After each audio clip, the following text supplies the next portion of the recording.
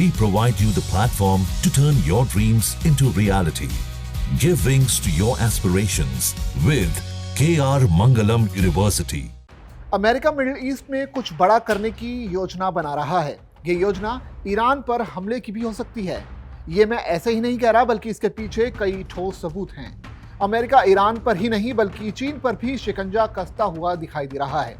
ये जो खबर सामने आई है उससे पूरी दुनिया चिंतित है, क्योंकि पहले से ही रूस यूक्रेन और इजराइल हमास युद्ध से दुनिया त्रस्त है, और अगर अब ईरान के साथ भी अमेरिका युद्ध में उतरता है जो इसके दुनिया को गंभीर परिणाम भुगतने होंगे। पूरा मामला क्या है, चलिए आपको विस्तार से बताते हैं।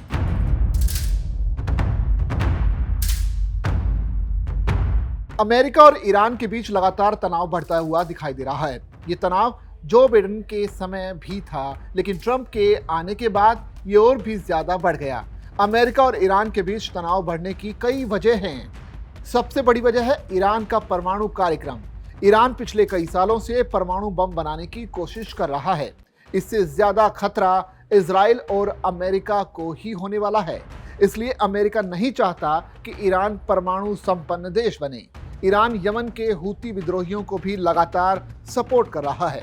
ये विद्रोही पिछले एक साल से इजराइल और अमेरिका के जहाजों पर हमले कर रहे हैं। हालांकि अमेरिका लगातार इन हूती विद्रोहियों पर बमबारी करता रहा है, जिससे इन्हें रोका जा सके। लेकिन अब ट्रंप ईरान के साथ आर पार की लड़ाई के मूड में नजर आ रहे हैं।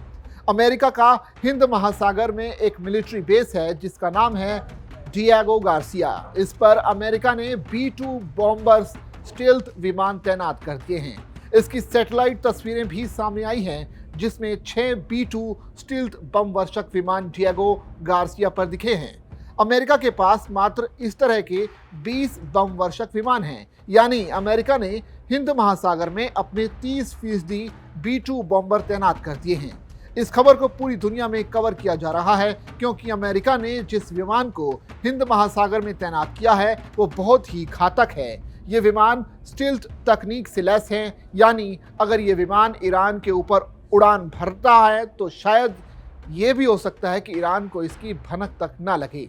अमेरिका ने जिन 6 विमानों को यहाँ पर तैनात किया है उनमें से सिर्फ एक ही किसी भी देश को बर्बाद करने की ताकत रखता है। अमेरिका ने इस इलाके में दशकों तक इतनी बड़ी तैनाती नहीं की। अब आप समझ सकते हैं कि खबर अपने आप में कितनी बड़ी है। ट्रंप ने इतना ही नहीं, हिंद प्रशांत क्षेत्र में अपने विमान वाहक पोतों की संख्या 1 से बढ़ाकर 3 करने की योजना बनाई है, जिनमें से 2 हिंद महासागर में तैनात किए जाएंगे, वहीं एक चीन को रोकने के लिए दक्षिण चीन सागर में तैनात किया जाएगा। हिंद महासागर में अमेरिका जिन विमान वाहक पोतों को तैनात करने जा रहा है उनके नाम हैं USS कार्ल विन्सन और USS हैरी एस ट्रूमैन। वही जो चीन के पास तीसरा विमान वाहक पोत तैनात किया गया है उसका नाम है USS निमित्ज। इन तीनों एयरक्राफ्ट कैरियर में हर एक किसी भी देश को नौसेना को टक्कर देने के लिए काफ़ी है। अमेरिका की हिंद महासागर और हिंद प्रशांत क्षेत्र में इतनी बड़ी तैनाती का उद्देश्य चीन और रूस को भी संकेत भेजना है, जो इस क्षेत्र में ईरान के सहयोगी हैं। अमेरिका जानता है कि युद्ध के समय चीन, रूस, ईरान और नॉर्थ कोरिया एक हो सकते हैं।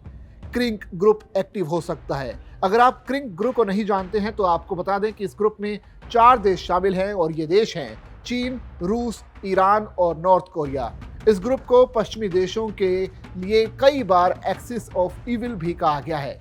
कुल मिलाकर अगर कहा जाए तो अमेरिका और ईरान के बीच बढ़ते तनाव को देखते हुए दुनिया दहशत में है, और अब ये देखना होगा कि ईरान और अमेरिका के बीच आगे क्या डेवलपमेंट होती है।